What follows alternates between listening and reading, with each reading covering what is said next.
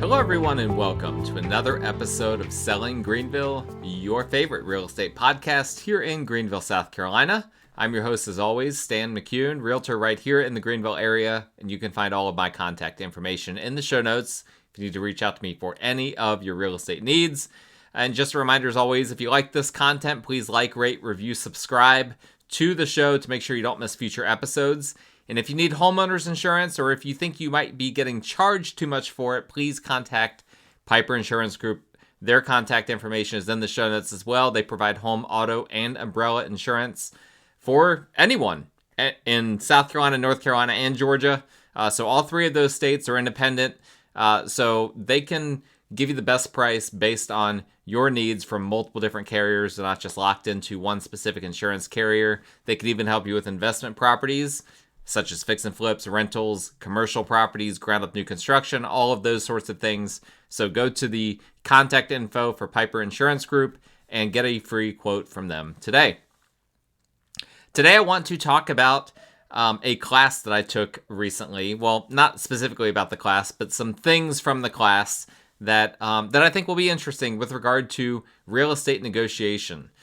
Negotiating is something that we're constantly doing. In fact, there was one thing that was said in the class that I really liked, which was that you don't get what you deserve. And I'll probably come back to this later in the episode, but it said you don't get what you deserve, you get what you negotiate. And isn't that the truth, right? You go to any company, for instance, in the corporate world, it doesn't matter how hard you work for that company and what you deserve to be paid for that company. If you don't stand your ground and negotiate a fair wage for yourself, you're not going to get it. Now, of course, some companies out there, they don't negotiate. And at that point, your only negotiating tool is to potentially walk away and go to another job. And a lot of people end up doing that.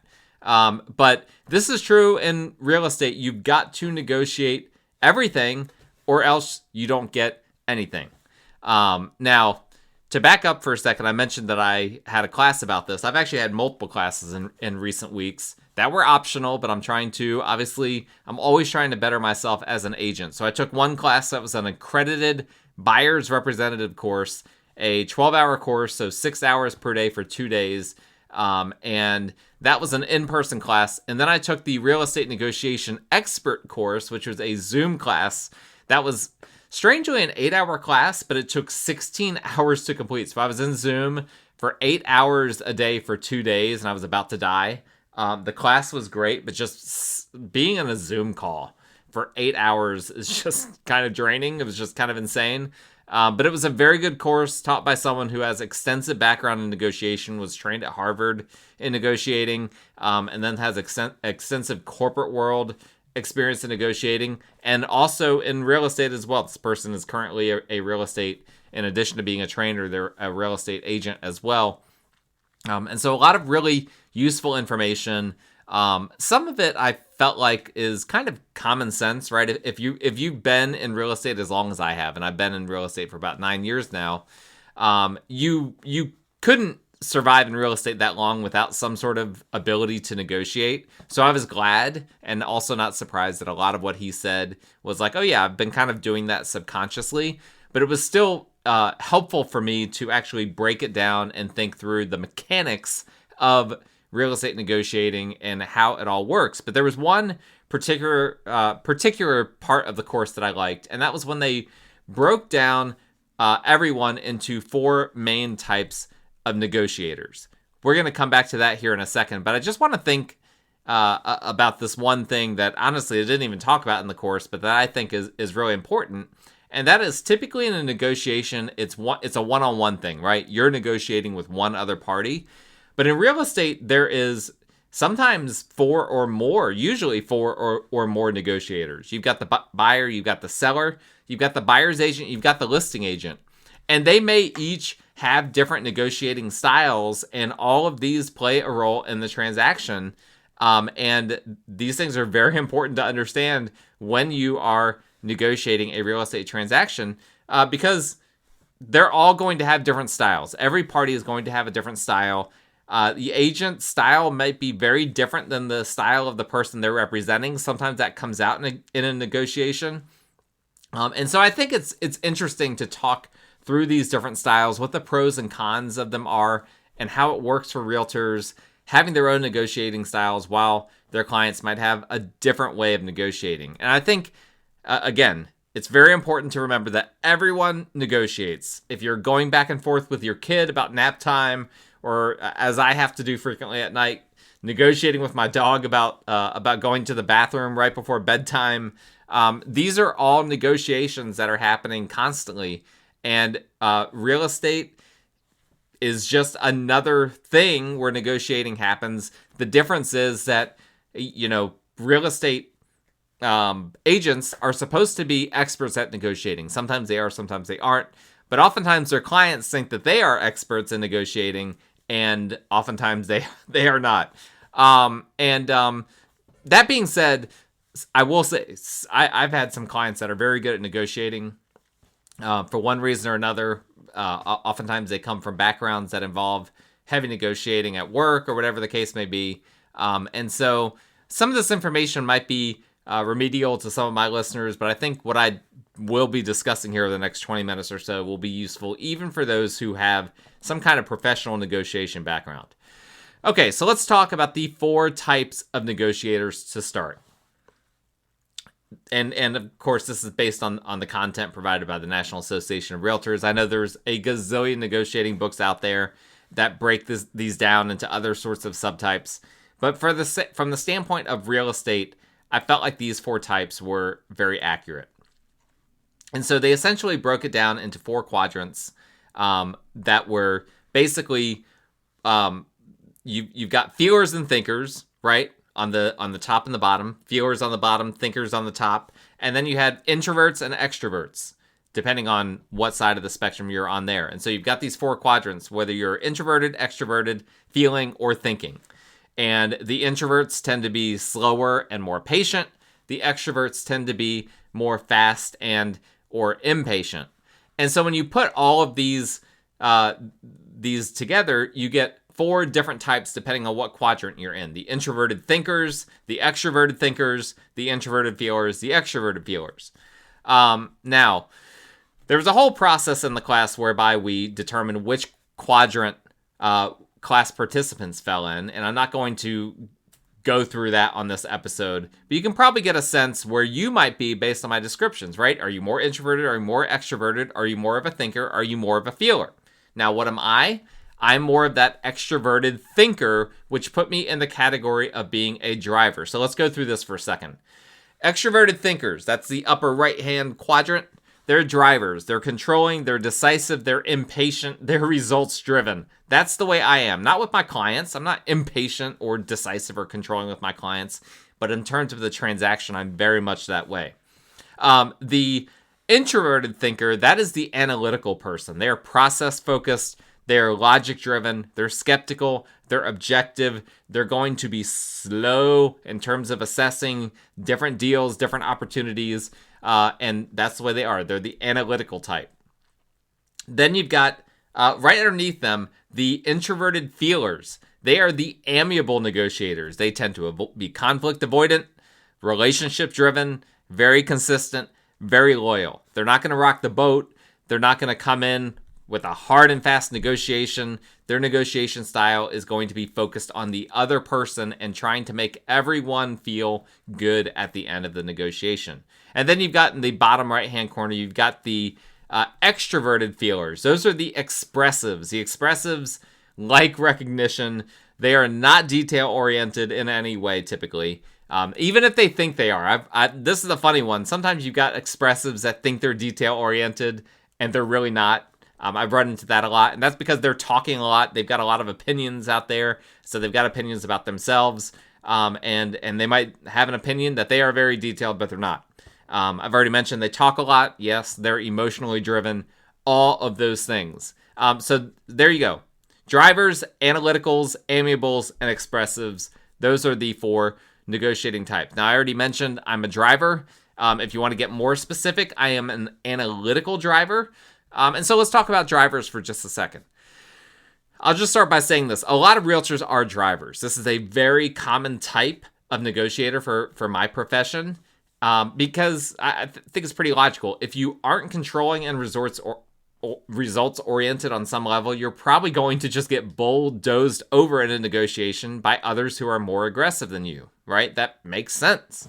And the vast majority of my investor clients are also drivers. Sometimes non-investor clients will also be drivers, but those are usually people who are either really high up the corporate ladder or have sales jobs that involve a lot of intense negotiating, right? It's typically, at least in my experience, my clients that are drivers tend to be more of the investors, unless they are kind of more those high-level business executives that are driving just naturally. They don't even know that they're doing it.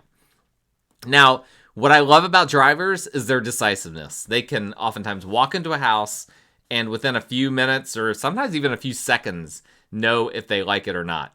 And they also have very clear expectations, right? Just get the job done. Just find me the house that I want or just sell my house. Just get it done. I don't need a lot of small talk. I don't need a lot of chit chat. I don't need excuses. I just need results. And they usually know what they want and just expect you to deliver it for them.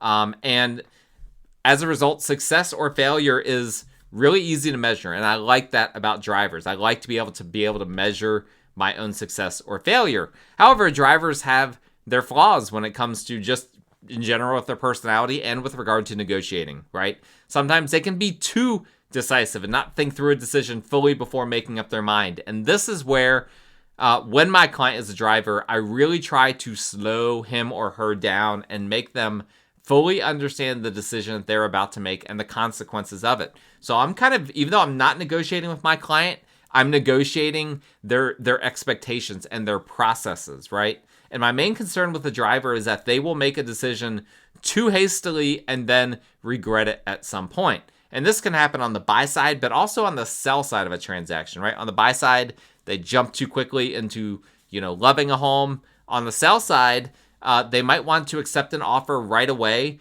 that I don't personally think is the best decision for them at the time. And so in those instances, I might encourage them, hey, I think this might be a situation where you might want to hold off or perhaps counter the offer that you have rather than simply accepting it so that you can keep driving and keep moving forward. Drivers also tend to think they're better negotiators than everyone else. I've kind of already alluded to this. And what I haven't said earlier in this episode is that sometimes I run into situations where driver clients want to try to coach me on how to negotiate a real estate transaction, sometimes even telling me specific words to say. The problem with this is that they don't know who I'm negotiating with. Now, in the old school of negotiating, used a one-size-fits-all approach and just rammed that one-size-fits-all approach down the throats of whomever it was you were negotiating with. But these days, negotiation training is more about trying to make both parties feel like they're in a win-win situation than making one party feel like they have to lose for you to win. And so at the end of the day, you need to know the other party to know how to negotiate. And so when my clients tell me how to negotiate something, I listen politely and take their advice to heart. But having their best interests in mind may mean that while I attempt to reflect their energy and wishes to the other party, I might not use the exact wording that they are recommending. And I'm never going to commit to them to use the exact wording that they recommend. And actually, what's funny is there was one time I had a driver client who told me the exact words they wanted me to say to another agent. And of course, this was an agent that was into texting. They did not want to have phone call communications. And so the client was so adamant on how I needed to handle this negotiation that I literally used the exact wording that they told me, texted it, and naturally the negotiation didn't work out because it was just never going to work out, right? My client that insisted that I use specific wording, they didn't know what this other agent was like. The other agent didn't respond well to what they had to say. And then when my client was upset about it, I simply showed them the messages and said, hey, I said exactly what you told me to say.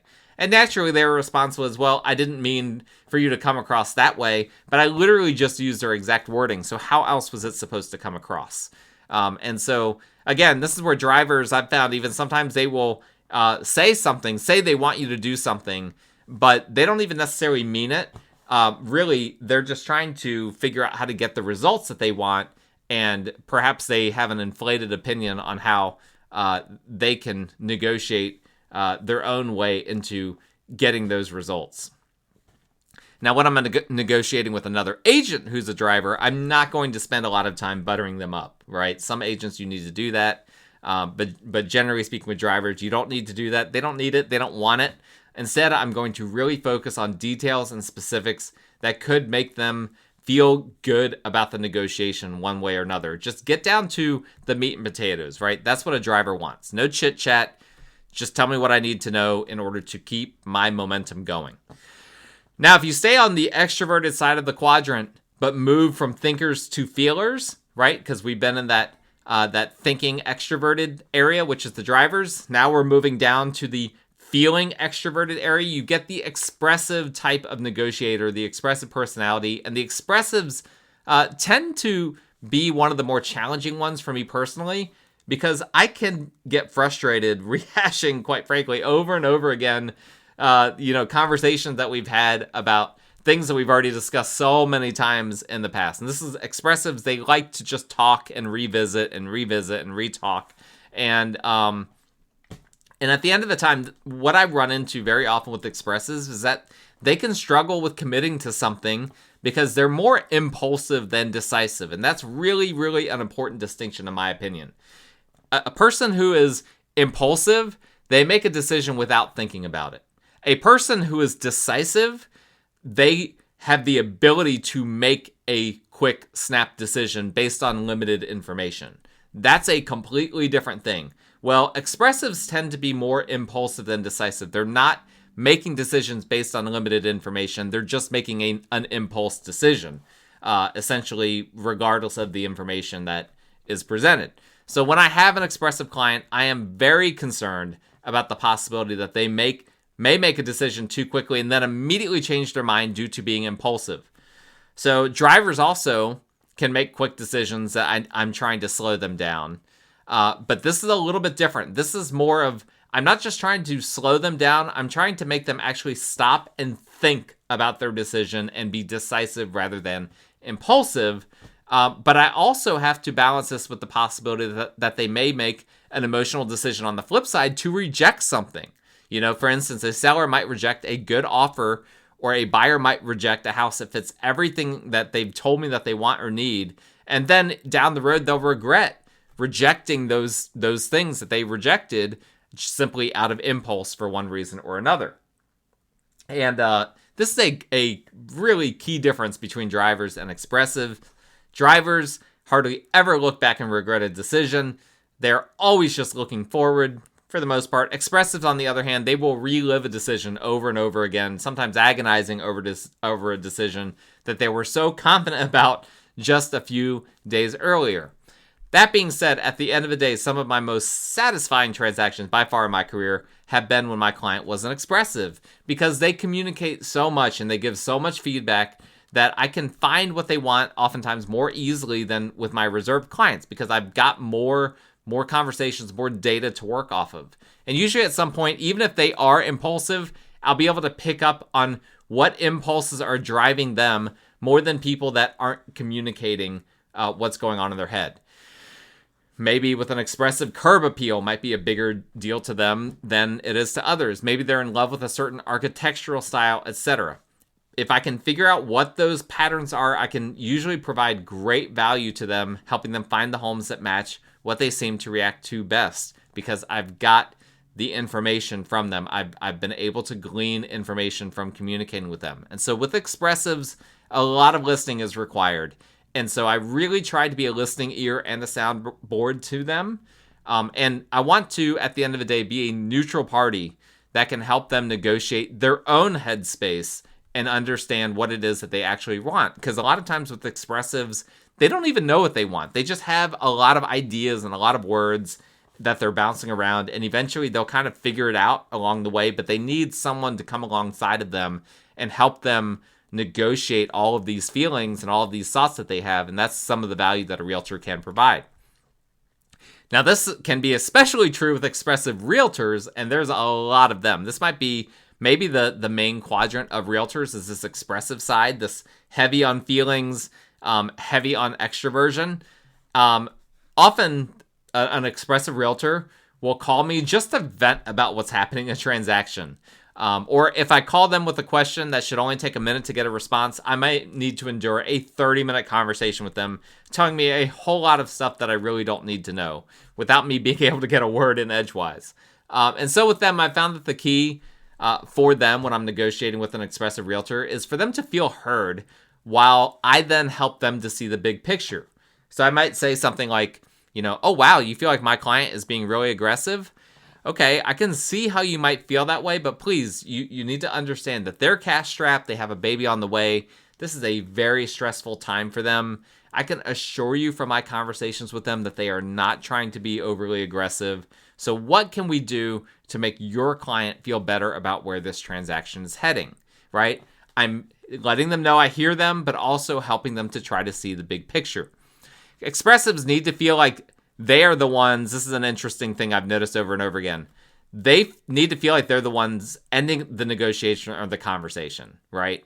Even if I, quote unquote, win the negotiation, which again, that's the old way of thinking about it. Really, we had to have a good negotiation in real estate. We need to play the long game. We need both parties to feel like they're winning something, or else, I'm going to struggle to do business with this person down the road.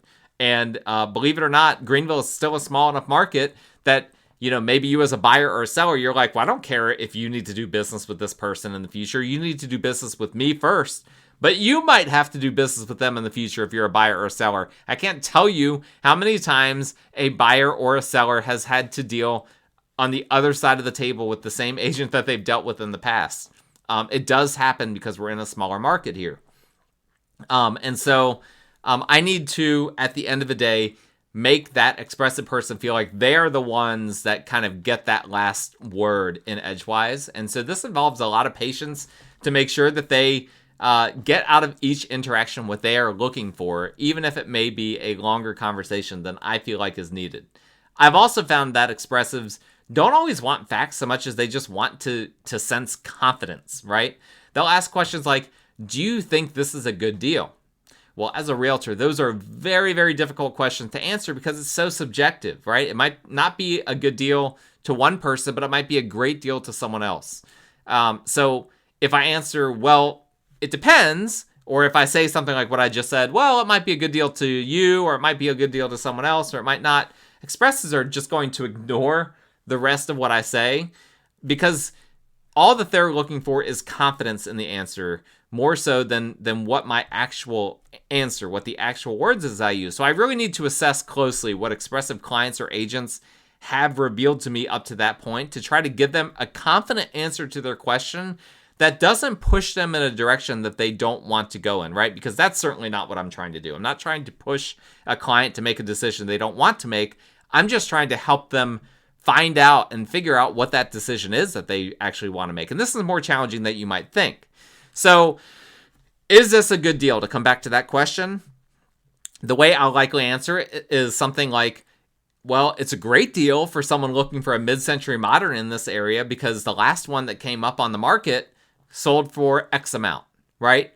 That puts more specificity to my answer while also helping me avoid the trap of answering a vague question with a vague answer that could push a client in the wrong direction. It's also not so specific that it could push them in the wrong direction as well. It's not like I'm saying, wow, yeah, this is an incredible deal. I would for sure buy it if I were you.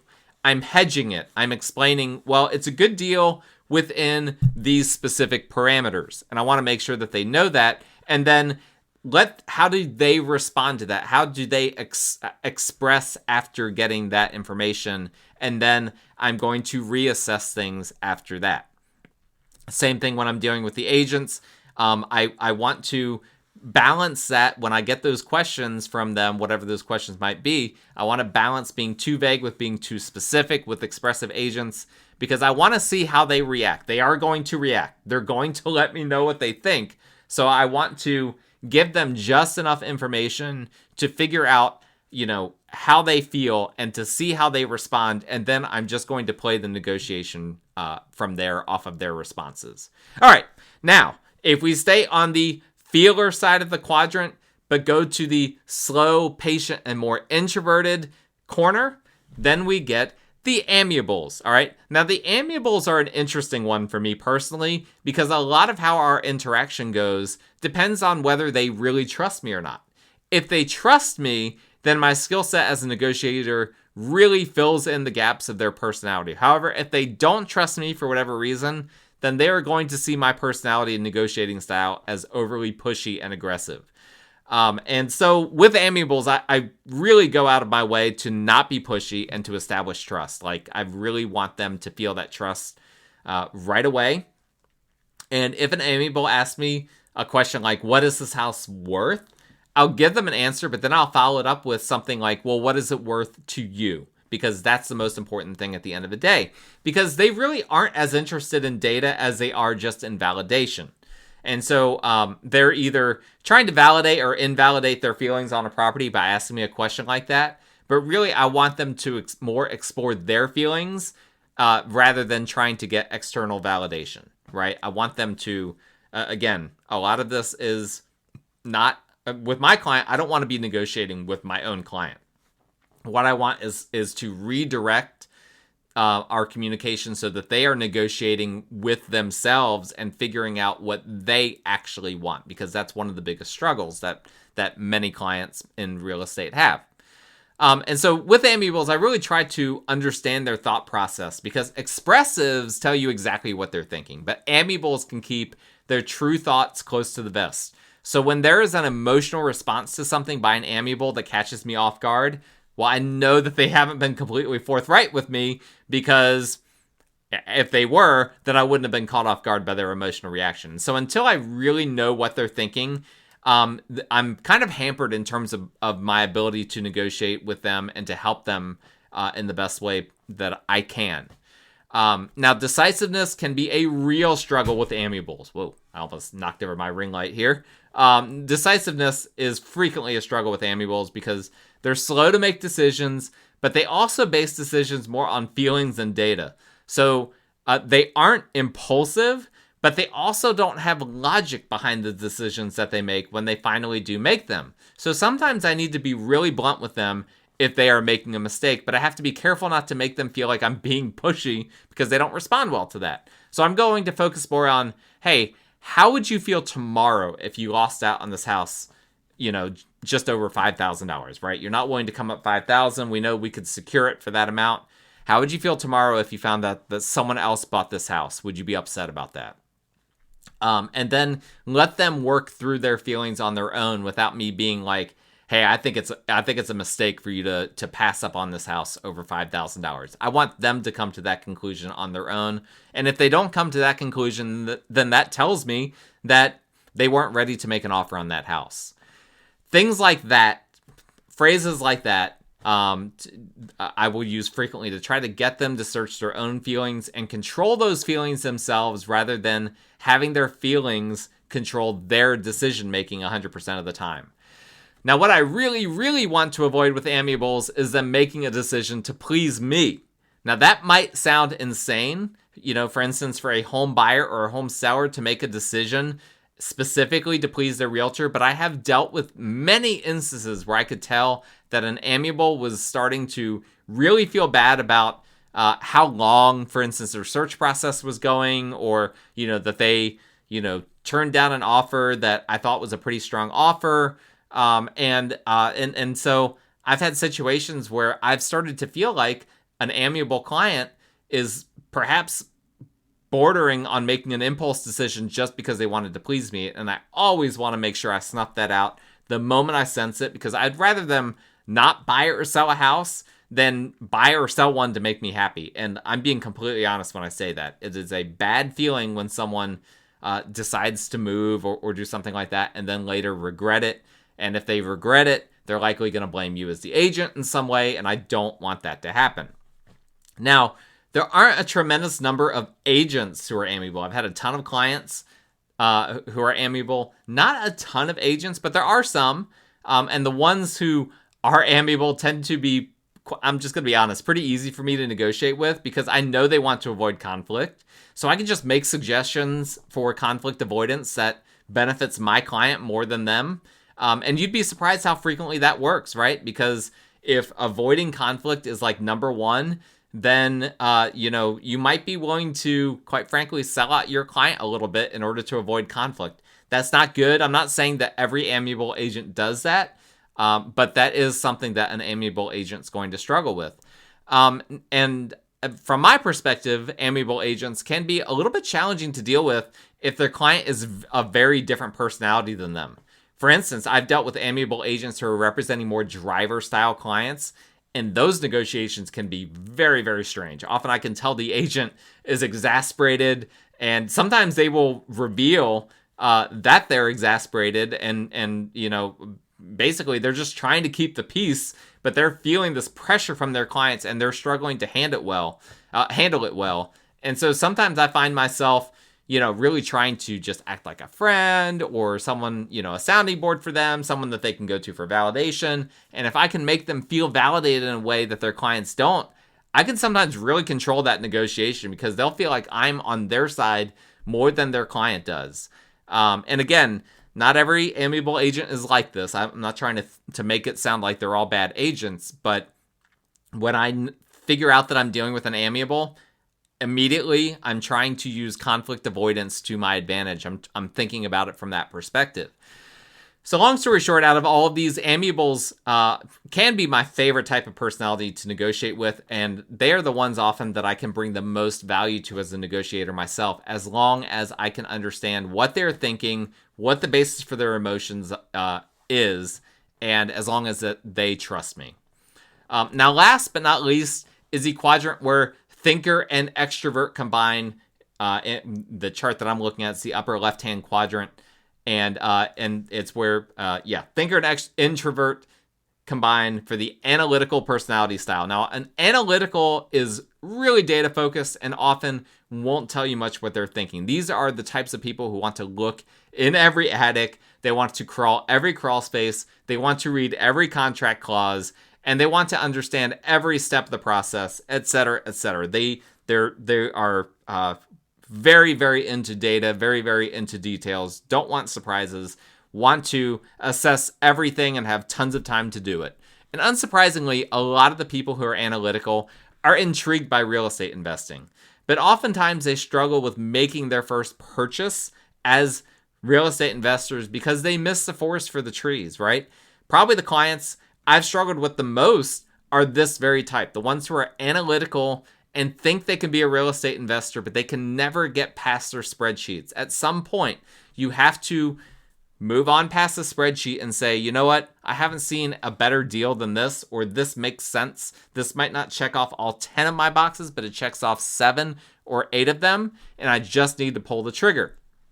So when I get a potential new investor client that seems really analytical, I immediately dive into numbers. What numbers will work or not? Is it realistic for us to even find what you're looking for? I had one recently that reached out to me, and I immediately, laid out, I just want to be realistic. Here's what the market's like right now. And I didn't hear back from them. They might be listening to this. I don't know. If you're listening to this, reach back out to me because I'd love to actually have more of a conversation with you. But sometimes that happens. The analyticals, once they hear the numbers, they're like, ugh, okay, yeah, that's really not going to work for me. And I save them a lot of time and effort just having that initial consult. Now, in general, if I sense I have an analytical client, my number one concern for them is knowing what are the things that they are going to analyze most thoroughly. I need to know this. If I can get a sense of what data is most important to them, then I can be a source of that data and bring some common sense to their analysis, right? Because that's what analyticals oftentimes struggle with. They struggle with common sense. They need to understand the common sense side of the transaction and not just get buried in numbers. Now, analyticals really, really don't want to feel pushed into a transaction or a negotiation. So making them feel like they're being forced into something is a really easy way to immediately lose trust with them. So when I have an analytical, I am super duper focused on providing as much data as possible before, during, and after a showing. When a showing is over, they're going to want time and space to assess their options. So I'll usually give them some advice on how much time they have. For instance, if I feel like the home will sell quickly, I'll make sure that they know that there's a potential risk with them waiting a long time. I might say, hey, there's been a lot of activity on this home. If you really like it, I wouldn't waste a whole lot of time. But I'm not going to say with them, yeah, we need to make an offer tonight. Whereas if it's like a driver that I'm talking to, I might say to the driver, you know what? Your best bet would be to make an offer tonight. And the driver is going to respond well to that. And analytical is going to push back on that. And they're simply not going to make an offer at that point because they're going to feel pressured. They're going to feel like it's a bad impulse decision and they're going to pull away. Now, my biggest struggle with analyticals is that they can sometimes get too focused on what they don't know. Why is there wood rot here? Why is there moisture in the crawl space? Why hasn't the rent been raised recently on tenants? These can all be good questions, but there will also be unanswered questions in a real estate transaction every single time. You can never answer every single question. You can never check off every single box, and you have to be okay with living with some unknowns. And analyticals tend to shut down if they have 10 questions and only get 9 of them answered, but can't get that 10th question answered. I've seen them shut down before, and that's really a shame, but it happens. Now, on the realtor side of things, there's really not a whole lot of analytical realtors, right? This is not an easy business to be both introverted and extremely analytical, extremely focused on details and just overly thinking things. But those that are, I try to show them that I can also do analysis, right? I already said I'm a driver, but I'm an analytical driver. So I can go toe-to-toe with any analytical person on data. If you don't believe me, just listen to my data-oriented podcast. I've got plenty of them, plenty of episodes where I've talked about data. So you want to argue comps with me? Fine. I'll show you the comps I used, and I'll show you exactly why I priced things the way I did. You want to overthink specific details? I'll explain to you why those details aren't as important as they're making them seem, and provide data to support why I think you're overthinking it. So these are the sorts of ways that I will approach negotiating with them. Is I will focus on, I'll turn the data back around towards them, right? If they're throwing data at me, I'm just going to be prepared with my own data and just turn it right back at them. So those are some of my thoughts on various negotiation tactics. And remember, right, I already said this before, but I think it's really important. You don't get what you deserve.